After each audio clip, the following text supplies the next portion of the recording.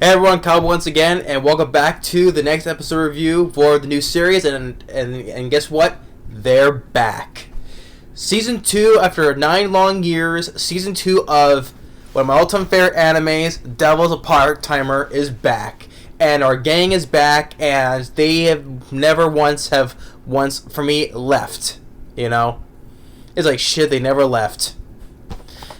Well, in the first one, because but just before when the series premiered, I had to rewatch this all in one, binge watch this all in one day, and it was worth the wait. Because face it, I've watched this show more than quite a few times, and probably say 20 times. You can say probably, within those times, right? So because I love Devil's a Part-Timer. It's definitely one of my favorite animes. Definitely on my top 10 list.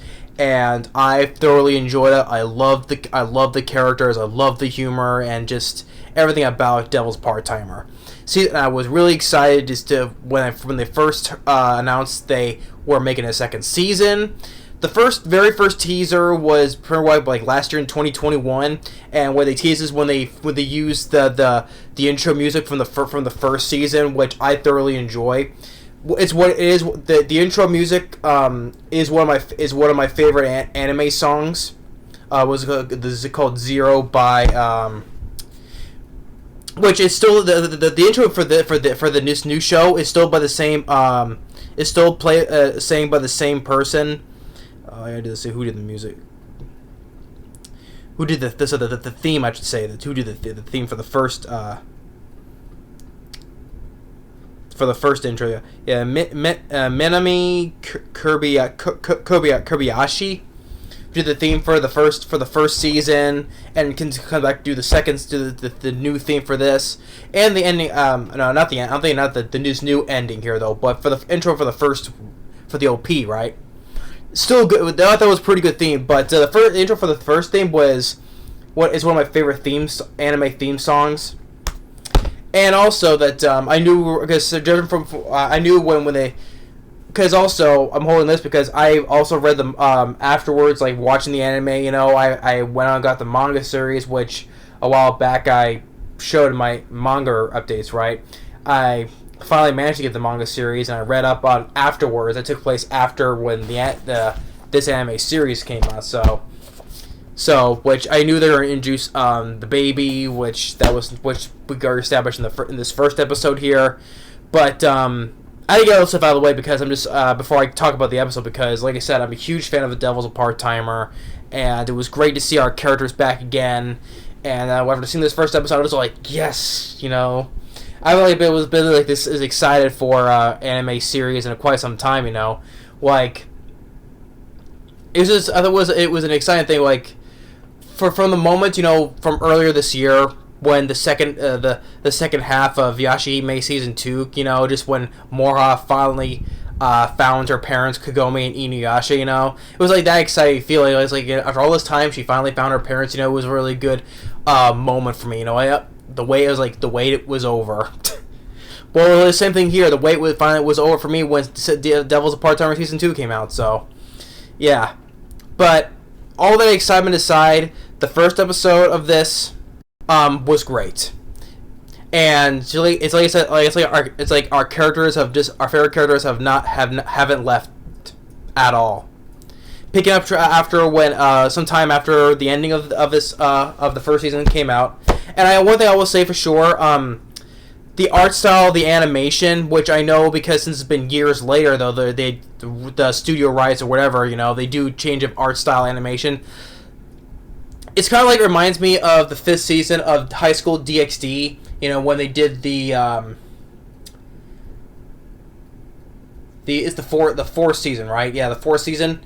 They did change an art style, which I like the 4th season though, but just I just preferred, like, even though same thing, I will say that with this, I prefer the art style animation with the first season of Devil's Part-Timer. It's more the same thing I refer to. The same art style that came from the first 3 seasons of High School DD, right?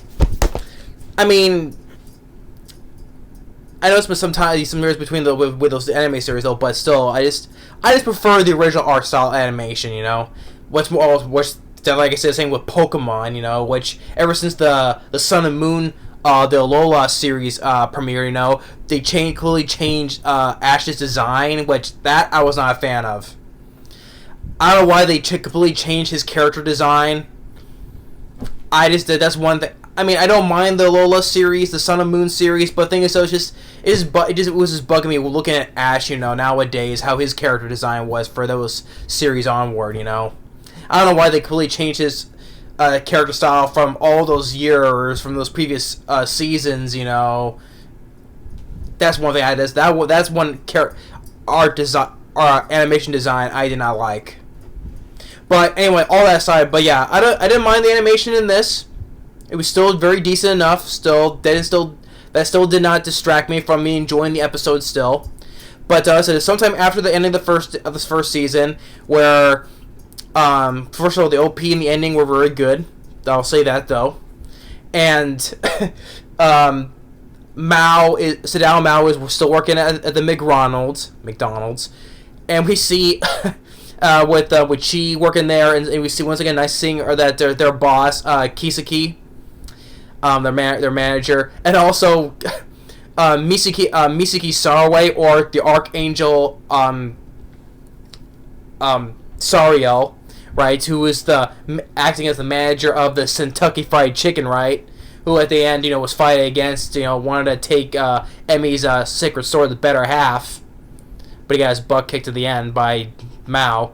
But yeah, but now here he comes in, and now he's gained a whole bunch of weight because he's like still head over heels for the manager, Kisaki, so he's gained a bunch of weight because he's ordered like 10 Big Mig combos every single day, and still bringing her flowers, So now he's just a fat slut because he's all for his love. How he loves beautiful women, right? Especially for the manager, especially at the end of the last episode of this, beautiful, He's bringing her flowers, so he still is bringing her flowers, but at the same time he's like contributing to their sales because he likes her so much that he just buys 10 combos a day, and that's why he's a fat ass now. Like I said, our characters have not been missed yet. I have not missed them at all yet. It's like they never left. And then also during all this time, with Ashia or Asiel, it's just bickering with Arushihara, Lucifer, that he doesn't do jack squat around the house because, like I said, he's a hermit, so he doesn't do nothing while he sits on his computer the whole entire time. And he's telling him, get some work around the done, start especially like cleaning or fill up the barley tea, and wash the clothes, and because basically Sadao Mao, he only works, he's basically the only living worker in the house, making the money. But it was still funny to see that Lucifer and Asiel, or you prefer Urushihara or Ashia, fighting between the two, like how they were in the previous season, and it was still fun. It was still fun to hear, and with Emiyusa, Amelia the hero, still coming in, still checking up on them, and Suzuno Kamizuki, or Crestia Bell, still living next door to them, and it was still fun with our characters as well. And she, still, because she still likes Mao. And then the rest is very fun because I feel like somebody was watching them, right? But it turns out, it was just a cockroach. They get into a freaking fight with a cockroach. Because the thing is, it's something like that was watching them. They feel like they are being watched, but it turned out it was a freaking cockroach. And I think it was funny how they censored the cockroach, and then all it did was took for Suzuno just to get her giant hammer and just squash it flat. Which they call it by their scientific names instead of saying cockroach, because Urushihara's like, oh, don't call it cockroach, it's gross, that's what they call it. They've been saying it by its scientific term. It makes it sound more like it's a demon, right? But that was a little fun thing to watch. And then they started they at night these ritual sticks to honor one of the ancestors, whatever, right?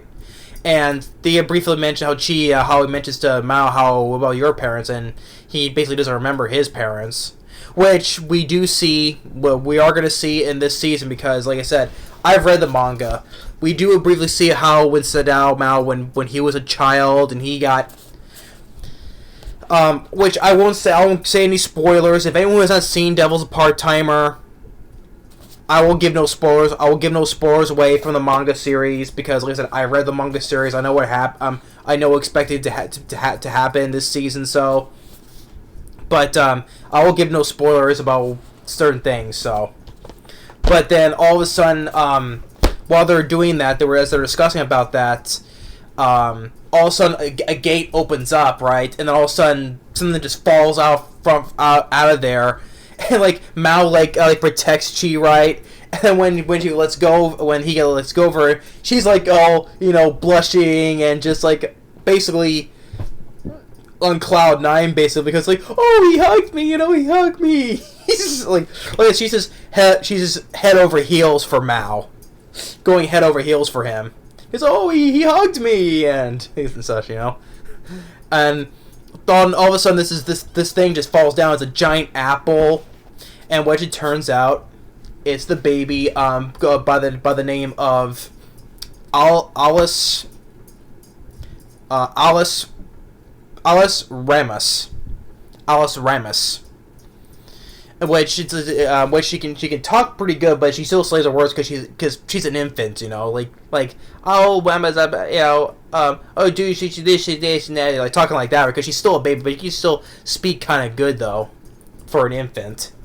So they bring her into their house and then they say where's your Mao's asking who's your mama and who's your mother and father, right, mama and dad, right, and your father. She points to her father.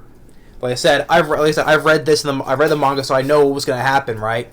So he's like, Papa, Satan, Papa, and then he's like, and then she gets all flustered. It's like, how you had a wife and you had a kid? Why are you telling me all this? Yada yada. And then they all get flustered. It's like, what? Even Ashia, who was getting aggravated, is like, what? You didn't? How can I know about this? And then Alice points to her mama, and it's Emmy, and she's like, what? Same thing. It's like, Mama, Papa. Which is, I expect this, but I didn't expect it to also be funny at the same time. Since it's on now, I'm watching it now on the screen now.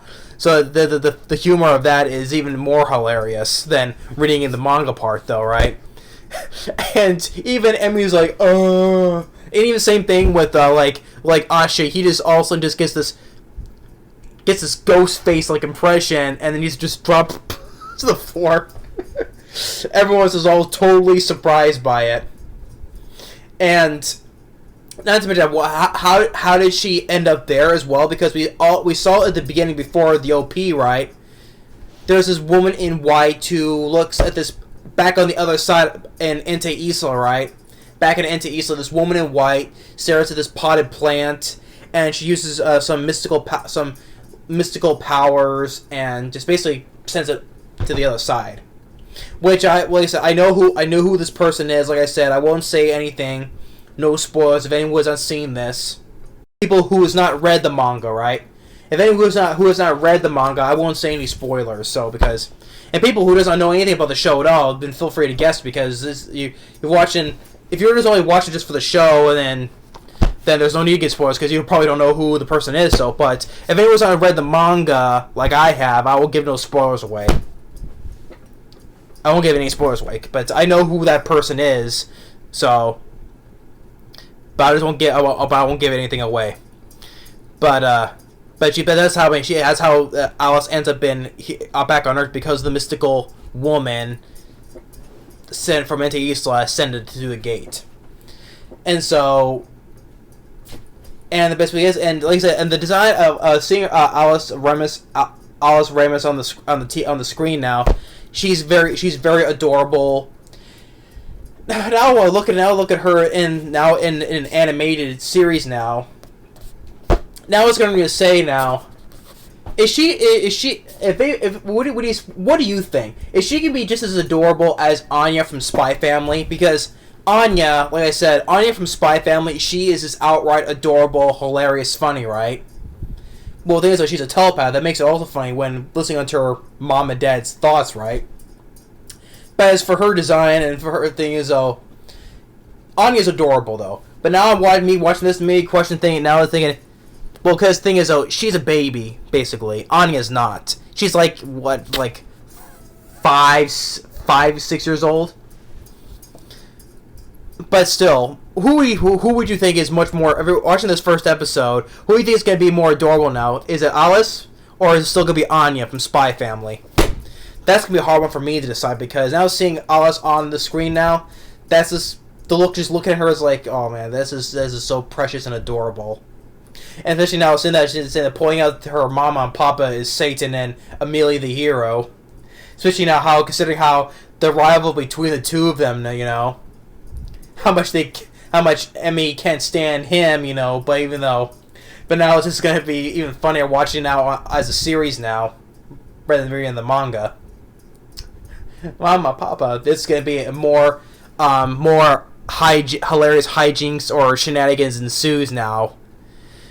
But like I said, I know a lot's gonna happen because, like I said, I read the manga.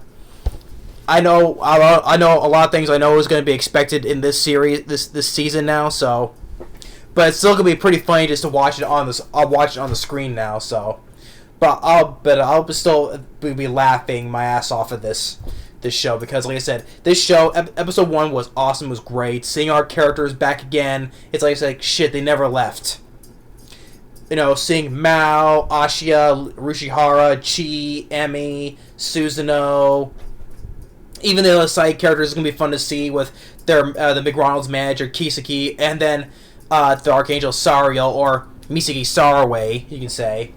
And this is going to be really... and also, forgot to mention, Emmy's co-worker, Rika Suzuki, which...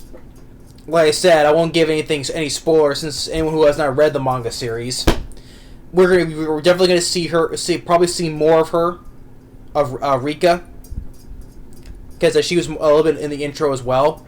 So we're definitely going to. I'm definitely going to probably see more of her because, like I said, I know what happens in the manga. So, but we're definitely going to see her again, definitely for sure. Probably in the next episode, probably. Like I said, Rika. If you remember, Rika Suzuki, she is Emmy's coworker, works at her job, and then in the first season, she, was kind of curious about Mao was, and when they were talking at the Kentucky Fried Chicken with Ashia asking how Rika is asking how Emmy knows of Mao and all that.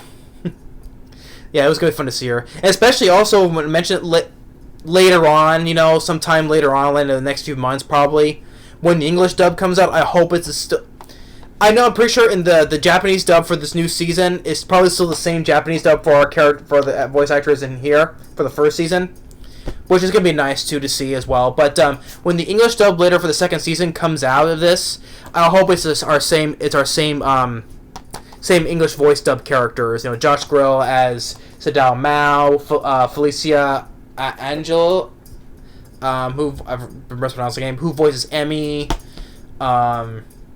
and all of the same voice actors who for the English who voices all of the remaining characters. So I hope they come back later on when the English dub comes out. That's gonna be really fun to see because the English dub I've loved in this series. They all did a really great job in this, and I hope we'll see our same voice actors for when the English dub comes out. So, but yeah, episode 1 of Devil's Part-Timer season 2, loved it. Especially for the fun chemistry between our characters, the fight with that cockroach, and then the introduction of Alice Ramis, adorable as hell, and it was just gonna be. I'm gonna have a fun time watching this second season, no doubt about it. And for me to say, is it gonna to me, is it gonna be match or be on the same level as Spy Family?